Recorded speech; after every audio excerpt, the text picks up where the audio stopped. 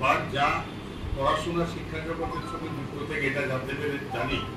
যে সংবাদ মাধ্যমকে এটা চতুর্থ স্তম্ভ বলে এখানে স্বীকৃত করা ভারতীয়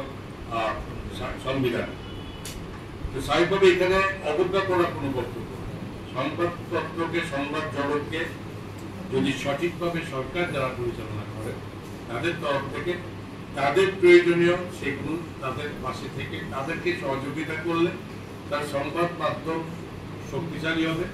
এবং তাতে রাজ্য সরকারের সঠিক যারা যে সরকার যে উদ্দেশ্য নিয়ে কাজ করছেন সেগুলো সঠিকভাবে যদি আপনারা আপনাদের মাধ্যমে জনগণ জানতে পারবে তবেই সেটা শক্তিশালী হবে। তো এখানে আমরা সরকার 2018 সালে সরকার এসেছি, এর আগে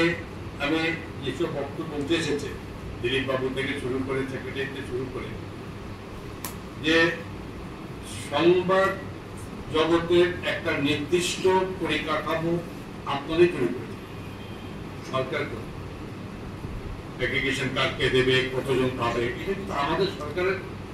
নির্দেশিকা ছিল না, কিন্তু আবেদন ছিল। আমরা যখন সরকারে এসেছি সংবাদ জগতের থেকে সরকারের কাছে আবেদন ছিল এইভাবে প্রকৃত সাংবাদিকদের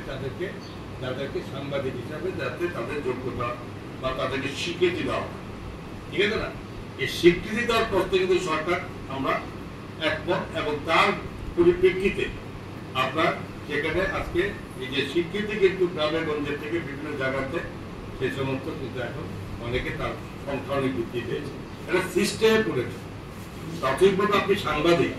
তো আপনি সাংবাদিক এটা মুখে বললে হবে না,